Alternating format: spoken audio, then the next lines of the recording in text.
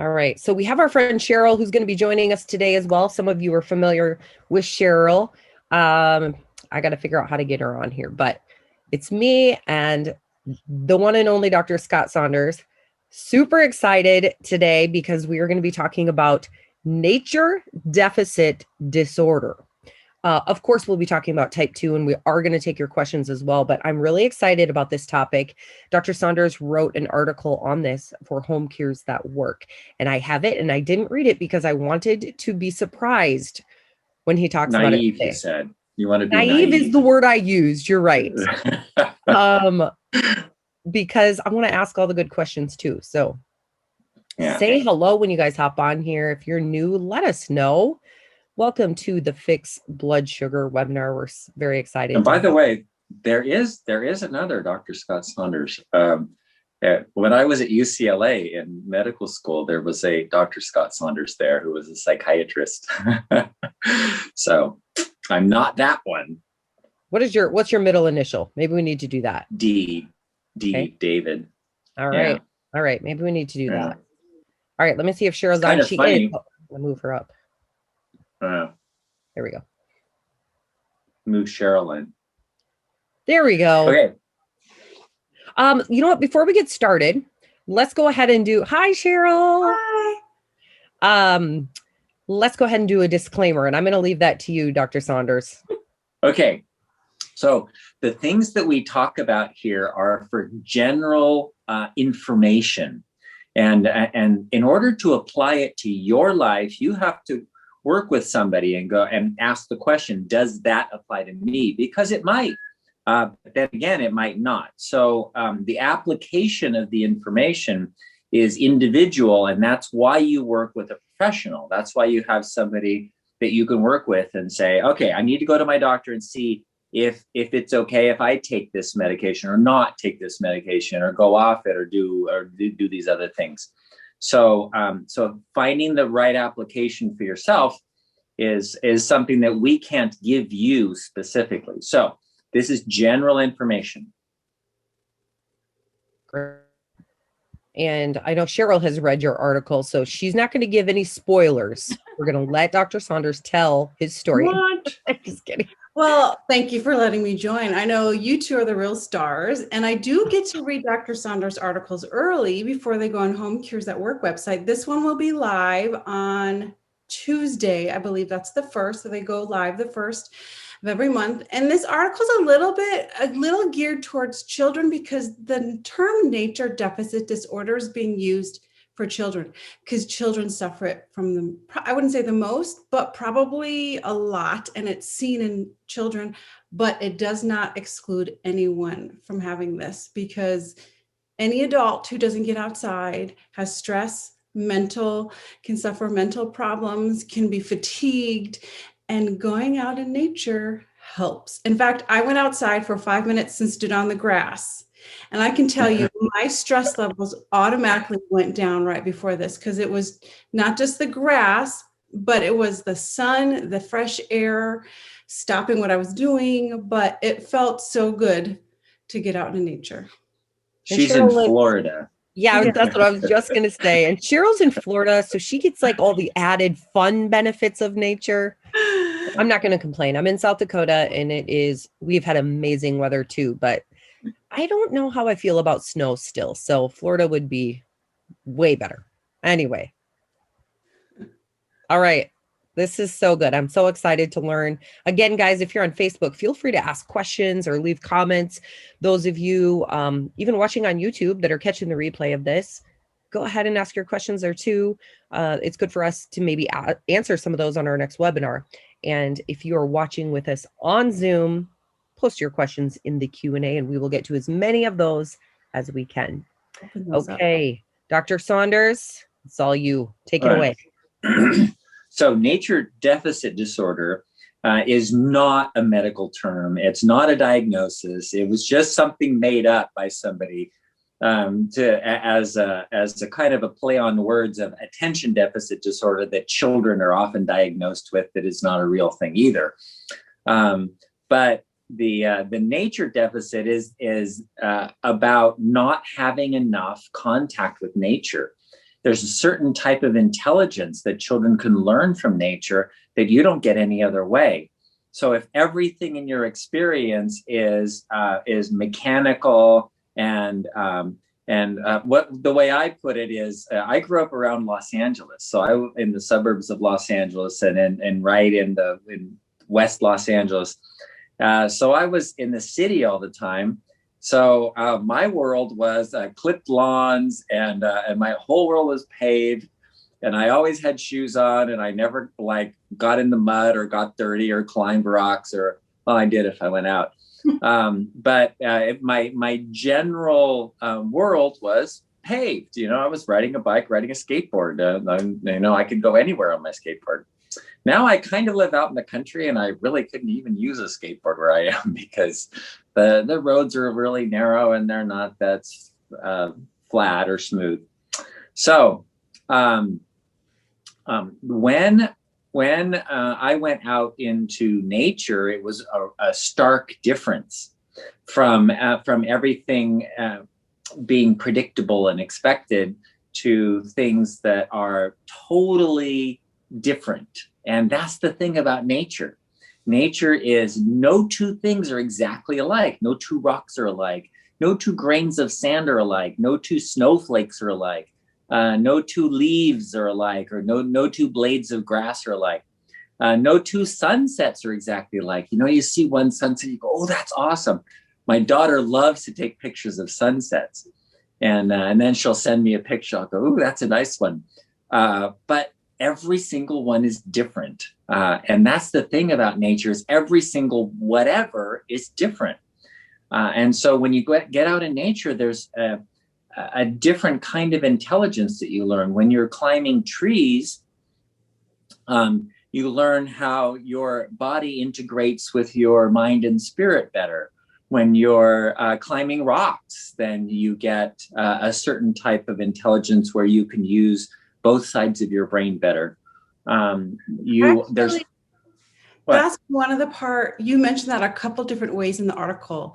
And it's like if you're running on a treadmill, you do the same action over and over again. But when you're walking on a path, your body is learning how to work with how the ground is changing. Your mind is thinking what's around you. If you're climbing a tree, you're measuring how much you can climb, how far you have to reach. Like your mental acuity is so heightened just by doing things outside. It's amazing.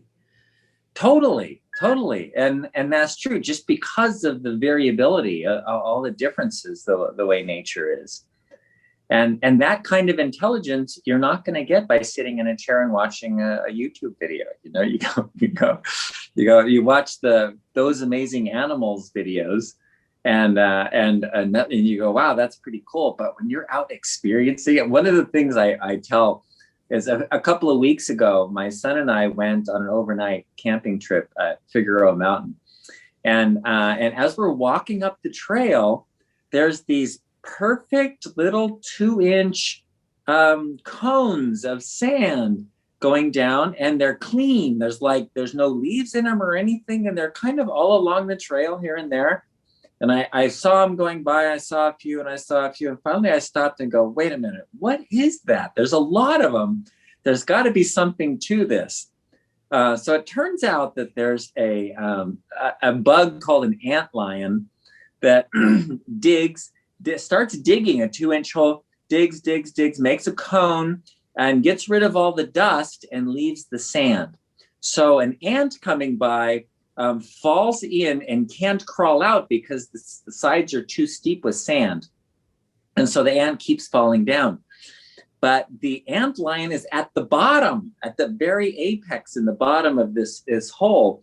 And so the ant falls down and the antlion eats it. But a little bug making a sand trap. I mean, that's so cool. And we got to watch it, and watch it work and watch it eat the ant.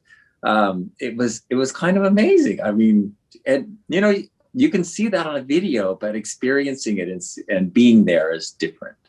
I had to look up what that was. It's kind of like a beetle. Is that? Yeah. What it is? Yeah. Yeah, it's actually the larva of the antlion, which is a flying bug. It's a kind of a long, got big wings. Looks something like a dragonfly, but the larva is what makes that ant trap. And how cool is that? Kind of thing. So out in nature, the other thing about engineers, if you have a kid that is like really good with the mind and can do engineering, being out in nature allows them to experience things, and they'll go, okay, this will work. This is not going to work. Oh, this is something. And there are things that they see out in nature. I gave a couple of examples of like tall buildings, and they use bamboo as a model for the structure of a really tall building, because bamboo is the way it's structured with the phylum xylem and phloem in it is very strong. Well, as you know, bamboo. They make everything out of bamboo now, even shirts. Anyway, so that structure allows them to build very tall buildings that can like sway in the wind and earthquakes and whatever, and they'll still be okay. They'll still be upright. So, things like engineering, you can learn from nature, and like the way animals do things, we can learn how animals do things. So, birds taught us how, or at least that it was possible to fly. And then man said, okay, I think we can imitate a bird, and figured it out eventually. Biomimicry, is that what you call it? Yeah, biomimicry. Yeah. Learning from nature and applying it to our everyday life or building things. Amazing.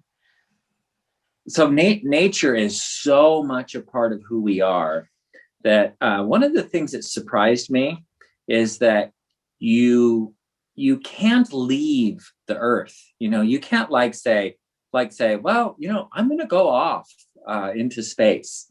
You have to take a piece of earth with you if you're going to go. So the astronauts, we have to take the earth and make a spaceship, and then take some atmosphere and everything, and then they can go to the moon and see the moon, and then come back, because they can't stay there very long. Or in the space station, they have to have a piece of earth with them. The earth is so much a part of what we are. It's our molecules, the structure of our bodies is being rebuilt all the time. We're just going through this process of regeneration.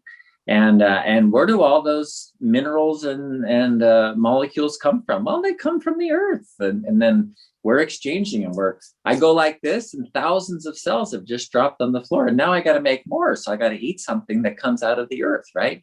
So the earth is so much a part of us, and yet we want to insulate ourselves from the earth and say, oh, no dirt in my house, sweep it all clean, and everything is paved, and the grass is clipped, and so there's no mud, no dirt, no touching anything. And so there is an actual thing called grounding, where you go out in your bare feet, and like Cheryl standing on the grass and going, here's letting all of your negative ions go down into the earth, and grounded, just like an electrical outlet is grounded, and all they do is stick a rod down into the earth. That's grounding. That's all it is. There's nothing like special about it. It's just a rod that goes into the earth, and your electricity is connected to it. Your house is connected to it, so that if there's any collection of electricity or negative ions, they just go right down into the earth. And you can do the same thing. Actually, we can build up negative ions, and then when we touch the earth, like gardening is a great way to ground yourself. Walking barefoot, and being out in nature, climbing rocks and doing things. You mentioned sunbathing, that started in the 80s, kind of the same concept of grounding, or some people call it earthing. Is it different? Yeah. Grounding, No, just getting I out. think grounding and earthing, yeah, getting out. So And then what? Oh, I was going to ask you, so what actually happens to the body once you do grounding or earthing in terms of, you mentioned negative ions, but how does it reduce your stress? How does it help you get rid of diabetes? How does it help you get rid of high blood pressure? What actually is the benefit physically from doing that? Okay, so that's not easy to characterize of why, but when you're connected to the earth, it relieves your stress. Our bodies run on electricity. We often don't think about that, but all of our cells are working on electricity. But it's different than the electricity we use to run our phones and computers and stuff. Oh, yeah, there we go. And that electricity is electrons that flow. So we make a dynamo, a generator, and it spins around and pumps essentially electrons with a magnet and moves them through the wire. And so it's just really kind of a pump moving electrons through the wire. That's electricity. In our bodies, it's totally different and totally cool. It's the opposite. We use positive ions. So inside of your cells, you have a ton of potassium, and outside you have a little bit of potassium. So there's a gradient across there, and the cells use that for energy to get things in and out of the cell, to move things around, and to make the proteins, and to do all of this stuff is using these gradients, essentially electrical gradients, which are positive electrical gradients and not negative. So if you have all of these negative ions in your body, collecting in your body, what they're doing is neutralizing the positive electricity, the way the body works. And so periodic grounding, getting earthing, and getting rid of those so that your energy improves. And you can immediately, just like Cheryl going out in the morning and going, wow, standing in the grass in her bare feet, and there's an immediate effect. But then, so that's the ion part. But there's more to it than that. Of course, there's our connection. It's part of who we are. And to insulate ourselves from everything kind of prevents us from being who we are. And that's stressful. And so to relieve that stress, connecting is a very de-stressing thing. Yeah, you mentioned something about, just hanging, like not watching television or not bringing on your phones for 5 minutes doesn't really relax you or doesn't really free your mind of anything. It's actually when you get outside that you actually start to feel relaxed. Yeah. Yeah. So I don't feel relaxed. I feel relaxed the most when I'm outside. My family loves to camp. I love going to the beach, but being outside is like the best way to relax, in my opinion. Yeah. And the nature, that's the other thing that you mentioned about nature being something that keeps your mind active. That's an important thing when you're out in nature. The active mind is a more relaxed mind than having nothing to do. So laying on a hammock on a beach in Mexico is not really a way to relieve stress, at least for very long, because the inactive mind immediately starts looking for danger and problems. And so people that don't have an active mind get more anxiety. Whereas when you're in nature, because of the variety, you can never get bored. Everything is different. Everything is changing. And that keeps your mind focused more. As walking on a trail is different than walking along a road, for example. Good. We moved to an acreage almost a year ago, and it's an old farmhouse covered with lots of trees, and we kind of have some walking trails. And it's almost like I didn't even know how much I actually needed that. So now, I can't right now because a lot of you know that I just had ACL surgery.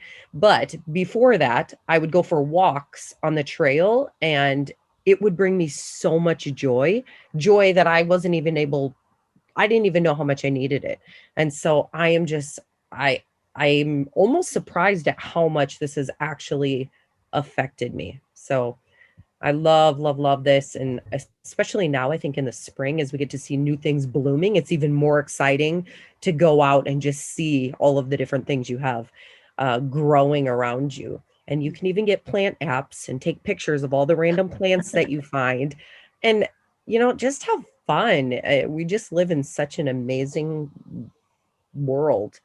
And I'm just, very, very excited about, well, for springtime in South Dakota, obviously, but just nature itself is just amazing. So how do we relate this to diabetes? There is a relationship, and that is stress increases insulin resistance. And some people, I've told this story several times before, some people get so stressed that they don't have diabetes except from stress. And so it's totally stress-induced diabetes. And when you're out in nature, when you're able to relax, to get rid of the negative ions and decrease the stress hormones, then you won't have as much insulin resistance. It'll make your other things a lot easier. So when you're on phase 1 of the program and you're trying to get your insulin levels down and your blood sugar levels down, you're not eating any carbohydrates. If you're all stressed about it, then that may not help very much. You need some time to go out. So in Japan, they have what's called forest bathing, where people walk out into a forest, like in the middle of the day, once a week, they just walk out into a forest and bathe themselves in the forest, and that's how they de-stress in the middle of the day or once a week or however they do that. So that can decrease your insulin resistance. It can decrease your blood sugar, and stress. If we were to look at all of the things that cause illness, and we look at food and medications and supplements that we take, and exercise and all of that, that amounts to a small thing compared to the stress. Stress is huge compared to all of the other chemistry that we talk about. And I'm a biochemist and I prefer the chemistry, but as I do research, the stress can overcome any great program. So you talk about these people that, the runner that fell over dead of heart disease at age 35, and you're like, what the heck? How did that happen? Well, he would have lived only 30, because he was exercising. He only lived longer. But still, that doesn't fit very well. You always have to consider stress because it's a bigger effect on your health than everything else. So the nature, getting out in nature and having that connection with your primal self is a great way of reducing stress. And one of the panelists, Meg S., says it's called Shinroku, Japanese forest bathing. I'm not sure if I'm saying it right, Shinroku, and it basically lowers your heart rate. And once your heart rate lowers, then basically your stress levels come down. It's one way connecting with nature helps reduce stress, is just lowering your heart rate in a good way. Yeah. Yeah, this is so good. Guys, let us know if you're someone who is already taking advantage of the beauty of nature and getting out there. Let us know what you prefer, what you like to do. It may give some other people some ideas. Or maybe now you've just, after listening to this, you've come up with some things that you would like to try. Let us know. Post those in the comments, because that's how we all learn and, get ideas from each other. So why don't we go ahead and just take a couple questions? Again, you can feel free to post those in the Q&A here on Zoom or on Facebook, and we will try to get to as many of those as we can. And then if Dr. Saunders has more that he wants to share, we can do that as well. Okay. I'm going to go ahead and start with a question from Mike. Dr. Saunders, is it possible to have a pre-diabetic condition with the exact symptoms of diabetes insipidus? Frequent urination is the main symptom. My blood sugar is under control now, but still somewhat of an issue. When testing my blood glucose, it is never over 129 on my meter. Please advise and God bless. Oh, that's a great question. A whole bunch of people are going to want to know the answer to this one. Okay. So what happens when you're urinating frequently, drinking water, urinating, drinking water, urinating, drinking water?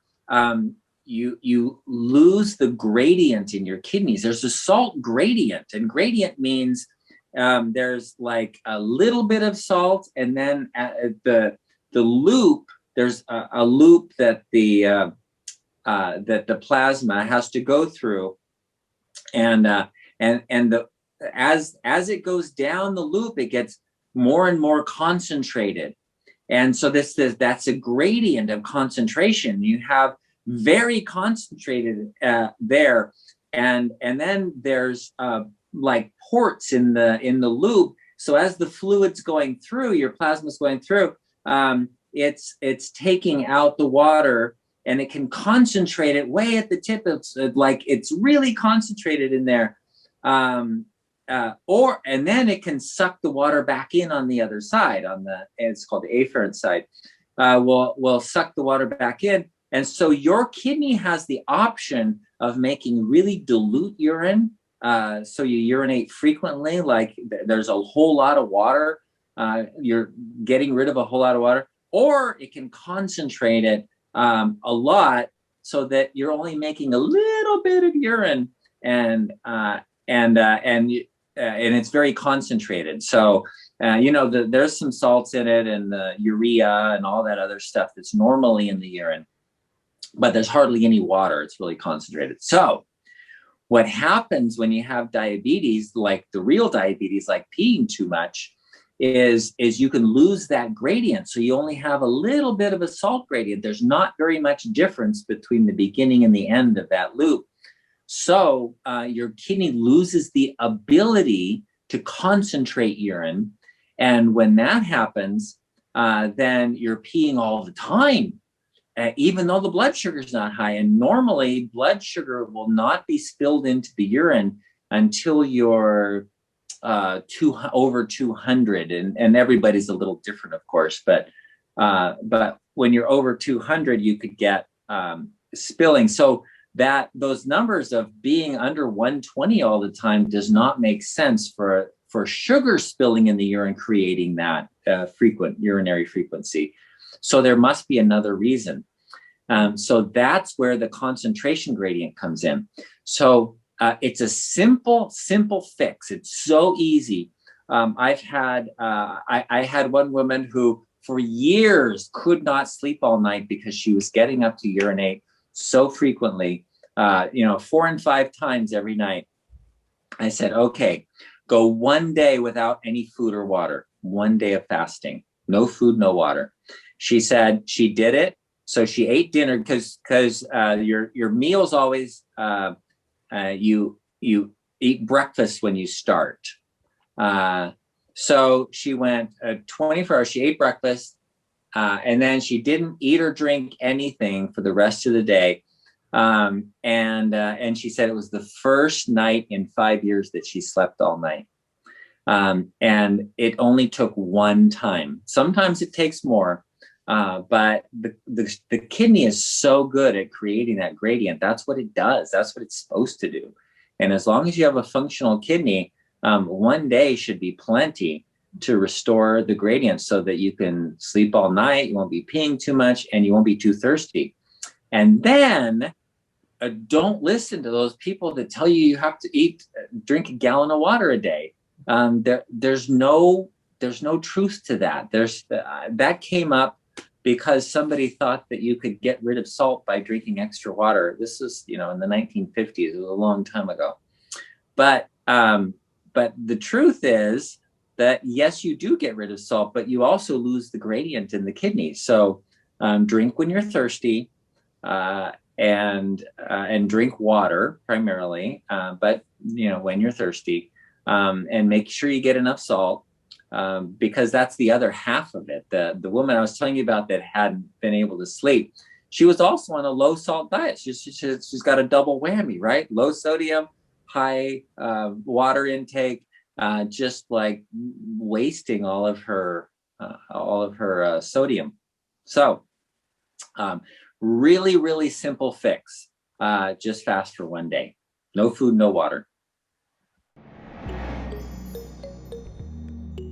Well, hello, Joe Barton here, and I wanted to talk to you about today's sponsor, which is our product called Healthy Gut Support. Does that work? There it is, Healthy Gut Support. So this is our prebiotic, probiotic, and digestive enzyme blend that is great for digestion.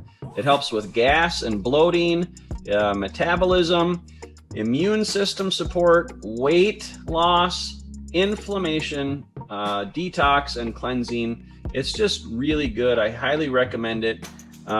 This is something that I take regularly with a meal. The instructions are, as a dietary supplement, adults take 2 capsules daily, preferably with a meal, or as recommended by a healthcare practitioner. So Dr. Saunders formulated this, and it is really good. So it's got, it's not just a probiotic, it's got the prebiotic, which is the fiber that the probiotics eat and feast on so that they're active.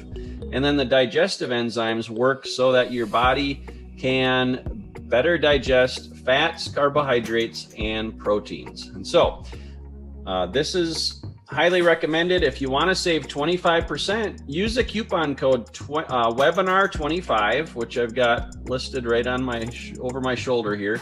Go to bartonnutrition.com, and that's where you can order Healthy Gut Support. Use that coupon code webinar25. That helps us know that, one, that you're watching the webinars, and two, it helps to support the cause that we're doing to deliver hope and healing to people all over the world. And so check this out, Healthy Gut Support. Highly recommend. I love it. All right, take care. God bless. Back to the webinar.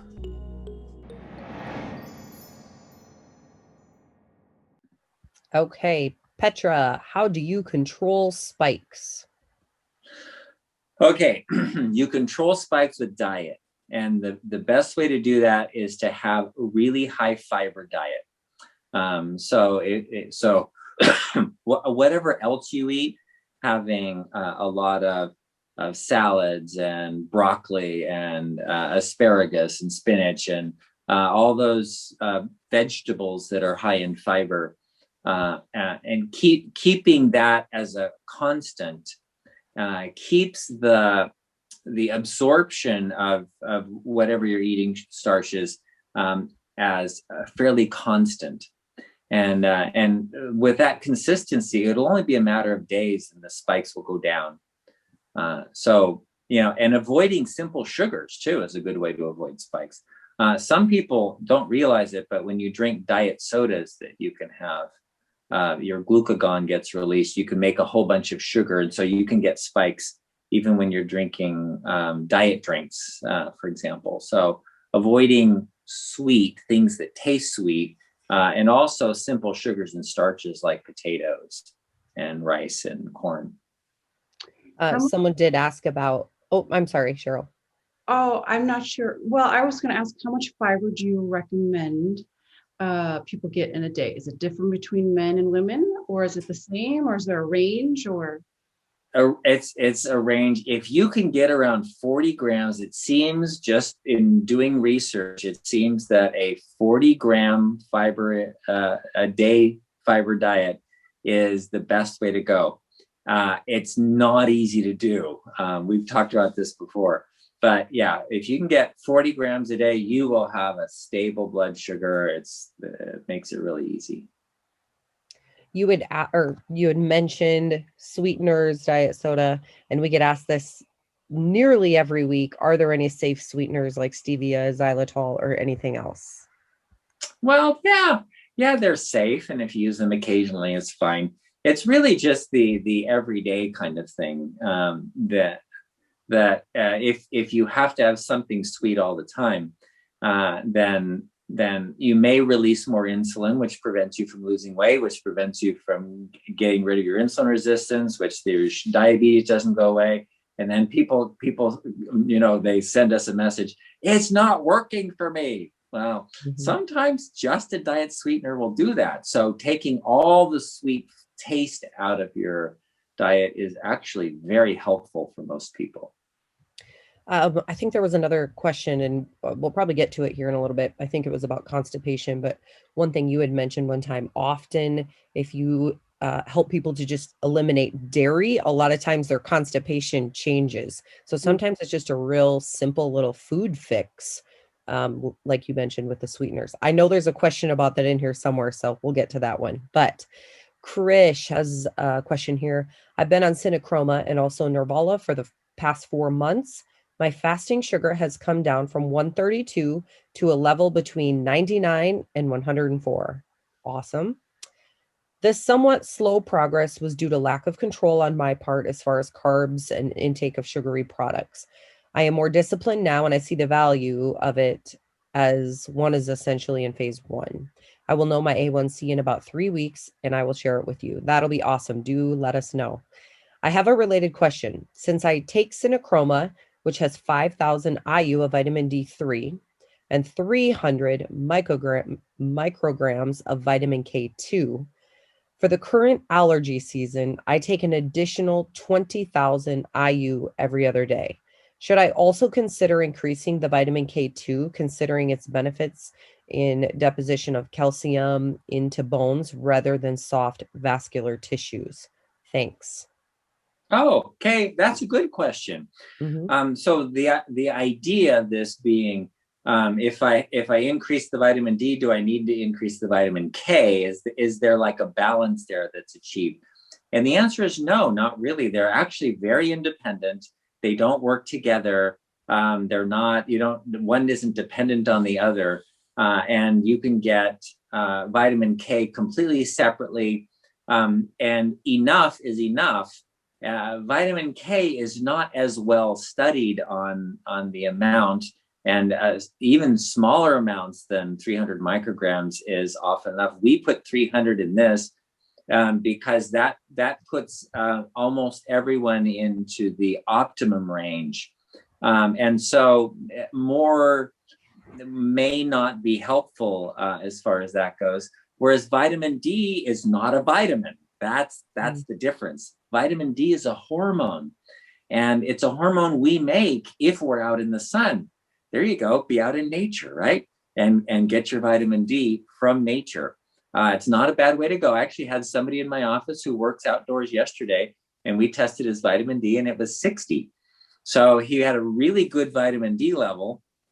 Less than 30 is deficient, and above 50 is good. And the optimum range is somewhere in the 60 to 100. So, and he wasn't taking any supplement at all. He just worked outdoors. And so that's where normal people are. So 10 to 20,000 a day is sort of a physiologic dose. That's a good dose. And that's what the amount of that hormone that we would make normally.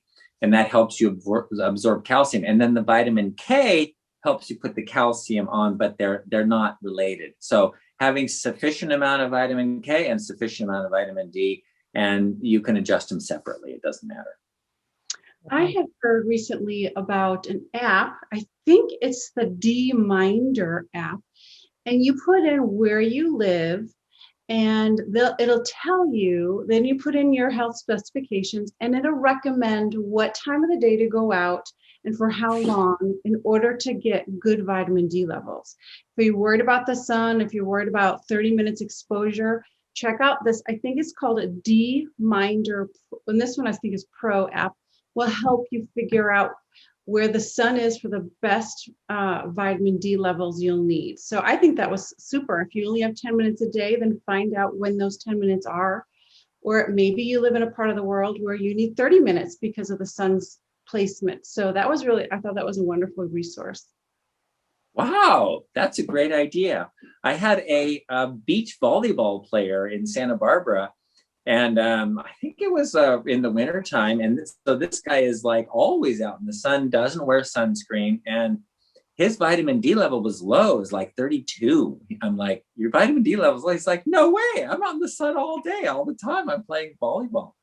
But it wasn't very high. So it turns out Santa Barbara is one of those areas where certain times of the year, you just don't make as much vitamin D and you really need to supplement. Yeah. Very, very interesting. Can I ask a question I'm seeing, Leslie? Oh, yeah. So it's from someone I know, Michaela, the lovely Michaela. She asks, Dr. Saunders, I always thought fruit was healthy and I really love apples, berries, etc. Do these foods spike my blood sugar? What about black beans and chickpeas? They are also high in carbs. Okay, so that's a great question. And the answer is maybe. Because it depends on how you're eating and how your system works, and everybody's system's a little different. So we've talked about this before on the program, how you could choose, and we could have chosen to make a different program of a fruit and vegetable program, a low fat diet that's high in fiber and high in carbs, and you could eat like 300 grams of carbohydrates a day and have normal blood sugar, and it won't spike your sugar. And the reason is because if you have fat with it, then the fat makes you insulin resistant. So then when you eat any kind of carbohydrates, then your blood sugar shoots up because you can't get that sugar into your cells because the fat prevents it, it blocks it.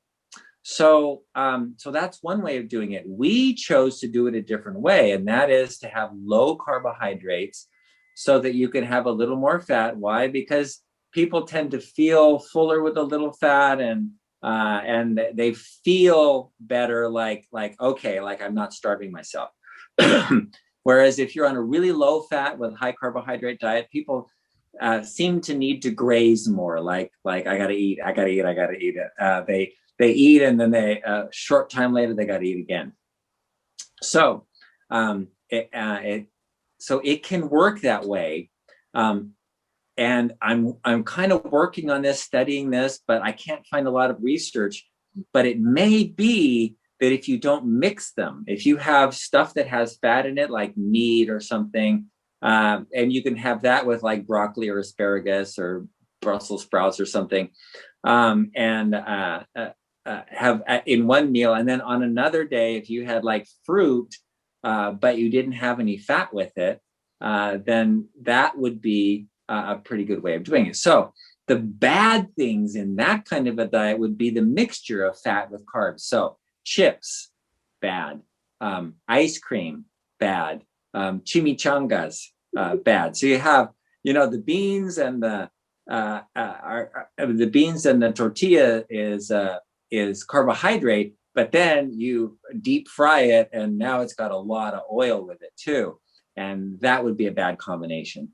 So it may be just something you can test for yourself. And that's what phase 2 is all about, is testing to see how you do. It may be that if you separate the carb meals or things that you eat with carbs from things that you eat with fats, you may find that you tolerate carbs a lot better.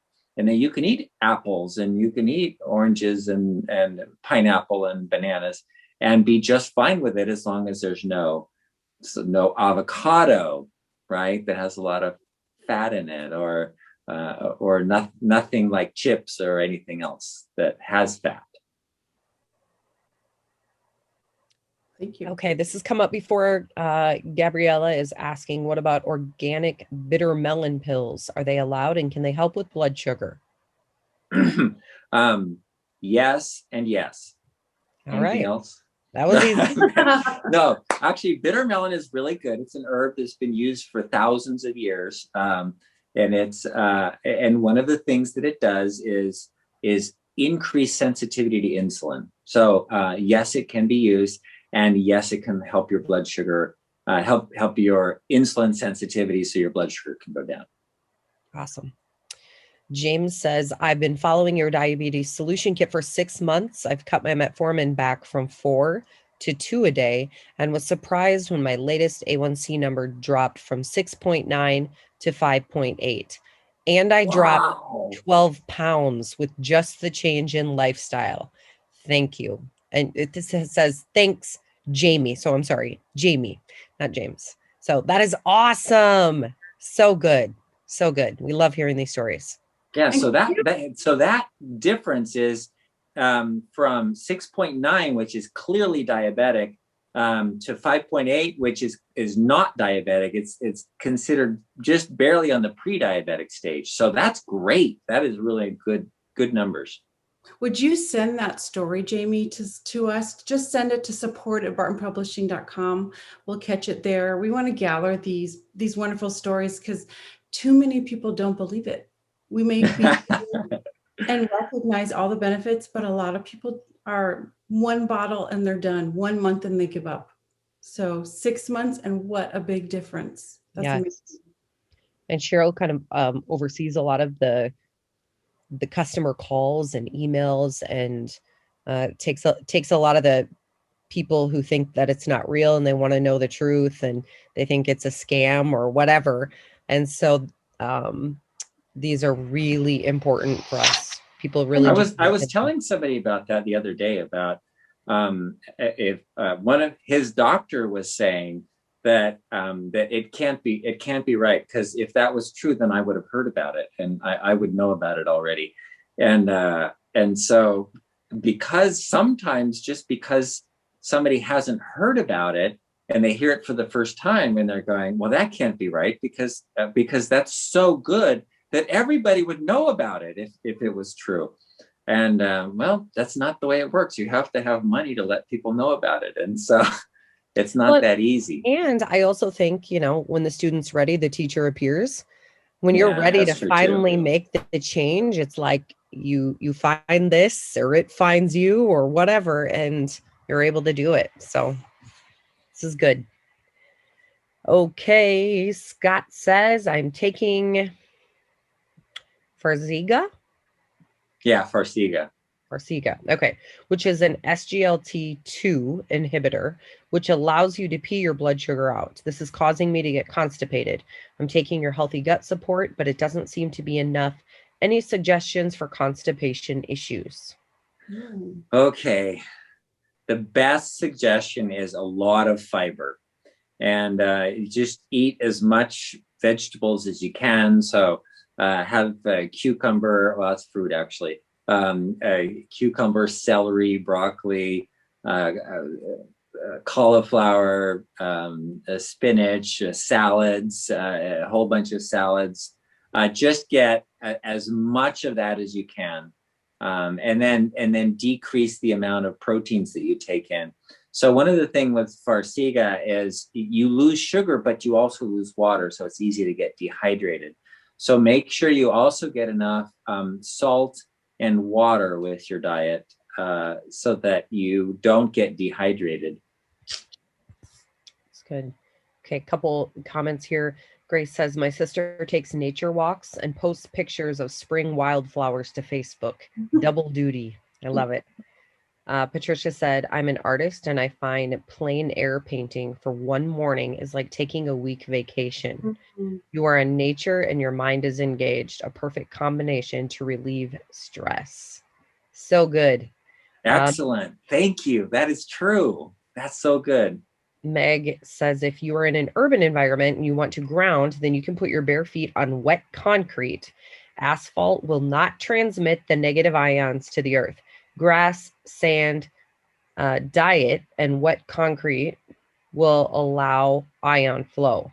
Bare feet or leather-soled shoes are the only things that will let you transmit. Take off the other soled shoes. I've heard that as well. Yeah, leather. Good for will help you if you're in an urban environment. Let's say you're walking to work or you're getting off the bus or getting off the train. Use leather soled shoes to help with that.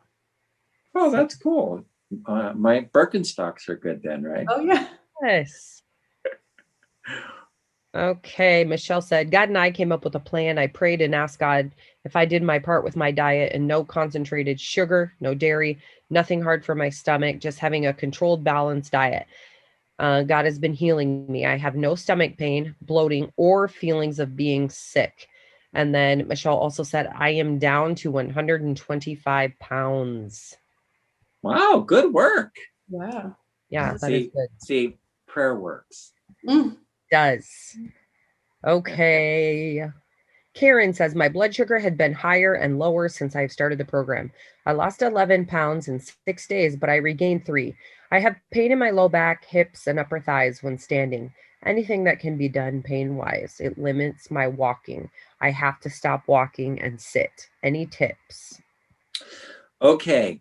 So, yeah.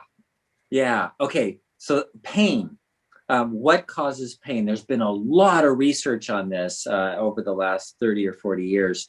And it started out with, something like fibromyalgia, which is a chronic intermittent pain, doesn't exist. And then after a while they go, well, actually there's some issues there. So you mentioned like the hip and back and leg. Because it's not like one spot, that it's not like a pinched nerve or a torn muscle or a torn ligament, or that it's not a specific injury. When you have kind of a broad area, then you have to start thinking that it's blood flow. And we should do a whole webinar on chronic pain and why the blood flow diminishes, and then when you don't have enough blood flow to the muscles, then it starts building up lactic acid, and it starts getting cramping, and there's not enough energy to it. So the more you use it, the worse it gets, and all of these things start happening because of a lack of blood flow. So how to get the blood flow is the key. Magnesium is often very helpful. Heat, massage, taking a bath with Epsom salts which is a magnesium sulfate salt. It does get absorbed through the skin somewhat, and then the heat also relaxes the blood vessels and allows better blood flow. Sometimes, like doing acupuncture is one of the things that it does is increase blood flow. Chiropractic or osteopathic manipulation. Osteopaths have always said we can fix the blood flow by manipulating the spine. And the key is to get the right blood flow. Once you get the blood flow in there, then all of the pain goes away, because the blood going through there can clean out the lactic acid, give energy to the cells, the muscles work better, and everything functions better. So another part of that, when you have diabetes, is consider low fat, decreasing the fat, taking more fat out of your diet, and eating more of the vegetables, because fat prevents sugar from getting into the muscle cells. So all of those things may be helpful with the pain. And we have a magnesium product, and Joe was saying earlier this week, how do you use magnesium? And so he recommended you basically spray it on your arms and then just do one swipe down. That's all you need to do and absorb, but you can wash your hands if you need to, but that will increase absorption of magnesium into your body and hopefully help you get rid of that pain. And I think it on each arm, or I don't think you had to do it all over. You can put it all over your body. Yeah, you can do that. Can you just do your arms, or do you have to do it over? Okay. No, you can just do your arms. Yeah. And if you're interested in checking out our magnesium, you can go to bartonwebinar.com. Use the code webinar25 and you will save 25%. So if you have questions on that, just let me know. I'll try to post that here in the comments as well. All right, we're running out of time. We'll do a few more questions here. Is ground fiber a good way to increase fiber? It can be added into a lot of things, including oatmeal, soup, etc. And what amount would you recommend? Okay, so any way you get fiber is good, unless it's those ground fibers like the psyllium husks that have 1 teaspoon of psyllium husk for every 2 teaspoons of sugar. So when you buy those, the ones that are flavored, you have to be really careful of that. So, but if you just get the plain fiber, that's okay. And how much is usually around 2 teaspoons or so. You may find you need less, you may find you need more, and it partially depends on your diet. The best way to get it is to eat it, and with food. So if you're eating, jicama, you're getting more than just a specific kind of fiber. And jicama actually has a really good fiber. It's a really good source of fiber for growing the good bacteria in your intestines. So it's not just for bulk. It also gives you the good bacteria. So peas is another one that have a really good fiber in them. So ideally, get it from your food. If you find you need some, to add some to I don't know, some water and drink it down, in order not to have constipation, to have regular, normal bowel movements. That's fine, but you're going to adjust it according to your need. Speaking of healthy gut, well, we do have a product, Healthy Gut Support. I'm not here just to plug our products, but apple cider vinegar can help with the gut, and it can help your stool movements. And it has been known to help lower blood sugar. But if you're looking for fiber, but you want your stool movements, do you recommend apple cider vinegar or to help move things along? Yeah, the apple cider vinegar helps the digestion, so that things are better absorbed in your small intestine, don't go into your large intestine and make and feed the bad bacteria, kind of thing. So that seems to be the way it works the best, not because it's a fiber or anything, right? And it just works differently for digestion. Yeah. Right. Let's see. This is a really good note here. Denver says, I have been following your diabetes solution kit for 1 month and did an A1C test last week, which fell from 11 to 7.8. Also, my fasting blood sugars fell from 260 to 85 to 110. This has been a lifeline for me. Thank you. Oh my gosh. In 1 month? That is amazing. 1 month. Yes. Dang. Good work. I love that. So I'm copying some of these down here, and I'll share these with you too, Cheryl. Good. And Denver, write to us if you want to. Yeah. So good. Deborah is asking, how often should you test your blood sugar when you're starting phase 2? Okay, so that depends on what you want to know. So you're going to test your blood sugar in the morning primarily when you're fasting. And that should always stay between 70 and 90. And so if it's going higher than that, you may want to say, okay, what did I eat yesterday, kind of thing. So that gives you an idea. But if you want to know something about a specific food, like we were talking earlier about, are these fruits gonna mess me up or not? Then, or what if I eat ice cream? Is that gonna mess me up? Or if I have watermelon? So that is one thing you can do, is wait for about 2 hours after you eat something and test your blood sugar and see where it is. Okay, Paul said my fasting blood sugar readings lately are in the 140s or higher. Before that, they've been in the 130s. I had a bout with flu symptoms that seemed to make my readings higher. How can I bring my fasting glucose readings down quicker? I do feel that being somewhat stressed about this is contributing to my higher readings. That's huge. The stress is really big. You know what? Avoid the stress, go out in nature, get grounded. But the best way to bring them down is, do phase 1. And if you're doing phase 1 and if you're still having higher blood sugar readings, then you can decrease your carbs even more. It's good. Oh, we have a note from Gregory. If you could get the spray bottle to work upside down, it would help spraying my legs for the magnesium. That's so true. Yes, that's so true. You got it. That's true. All right. That's funny. Let's see. Callista says, I pee frequently, but I am still on Farsiga and understood that I'm supposed to drink a lot to flush my sugars out. Yeah, that's true. That's true.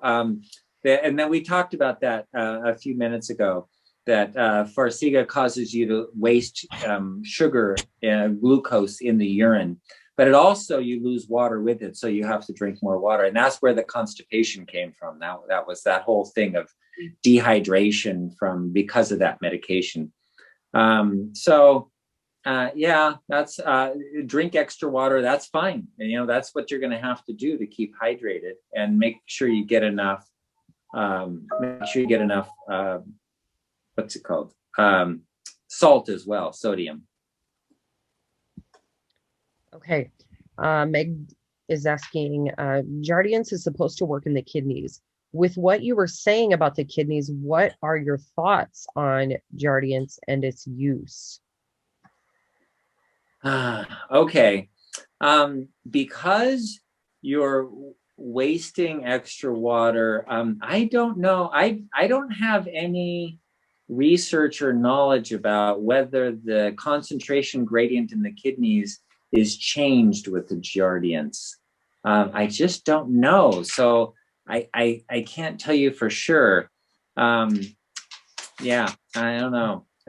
I mean, it's okay to use as long as you need it, but the idea is that after you do phase 1, that you would not need that medication anymore. Okay, we mentioned avocados as a fat, and maybe not eating those with your carbs. So Gabriella is saying, no avocados? No. Have avocados with your other meal, like saying you're having some chicken and avocado, and or avocado with your broccoli, or avocado chopped into your salad or something like that. That's all fine. You can have avocados all you want, but what I'm saying is don't mix them. So I don't know, if you're gonna have something like, I don't know, Mexican food where you gotta tortillas or something, then guacamole and tortillas, not the best option. Yeah, exactly. That's one of those things. But maybe put guacamole on your eggs. Yeah, that kind of thing. Exactly. Yeah. Fajitas exactly. without the tortillas. That'd be perfect. Then you're getting the vegetables, you're getting the meat. Mm-hmm. That'd be good. Yeah. Right. Okay, Gregory says, I've signed up with a weight loss program that wants me to get more supplements. I take a lot now and I worry about too many and adverse interactions. Okay, excellent. We talk about this a lot with supplements. The best way to avoid adverse reactions and to get all of the benefits from your supplements without any interactions or problems with them is take them on an intermittent basis. So don't take them together. Take a different supplement every day, for example. Take it once or twice a week. You usually need about, if you're taking it over a long period of time every day, you may need a few days, 3 days to a week to become sensitive to that nutrient again. So think of it as just like food. You're not going to eat the exact same food every single day. You don't have to take the supplements every day. And if you do them a couple of times a week, you get all the benefits. You save a whole lot of money, and you don't have to worry about interactions or anything. Good question. Well, hello, Joe Barton here, and I wanted to talk to you about today's sponsor, which is our product called Healthy Gut Support. Does that work? There it is, Healthy Gut Support. So this is our prebiotic, probiotic, and digestive enzyme blend that is great for digestion. It helps with gas and bloating, metabolism, immune system support, weight loss, inflammation, detox, and cleansing. It's just really good. I highly recommend it. This is something that I take regularly with a meal. The instructions are, as a dietary supplement, adults take 2 capsules daily, preferably with a meal, or as recommended by a healthcare practitioner. So Dr. Saunders formulated this, and it is really good. So it's got, it's not just a probiotic, it's got the prebiotic, which is the fiber that the probiotics eat and feast on so that they're active. And then the digestive enzymes work so that your body can better digest fats, carbohydrates, and proteins. And so this is highly recommended. If you want to save 25%, use the coupon code webinar25, which I've got listed right on my over my shoulder here. Go to bartonnutrition.com, and that's where you can order Healthy Gut Support. Use that coupon code webinar25. That helps us know that, one, that you're watching the webinars, and two, it helps to support the cause that we're doing to deliver hope and healing to people all over the world. And so check this out, Healthy Gut Support. Highly recommend. I love it. All right, take care. God bless. Back to the webinar.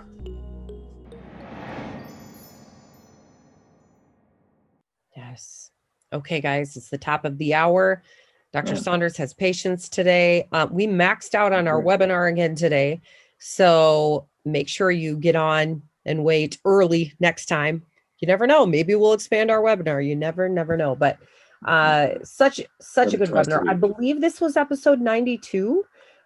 I'm not 91. I think we were just 91. Yes, 91. I think Because I think we have, well, either way, it'll be posted. You'll be able to see a link to it at bartonwebinar.com. These are all on YouTube. Oh, bye, Dr. Saunders. Thank you so much.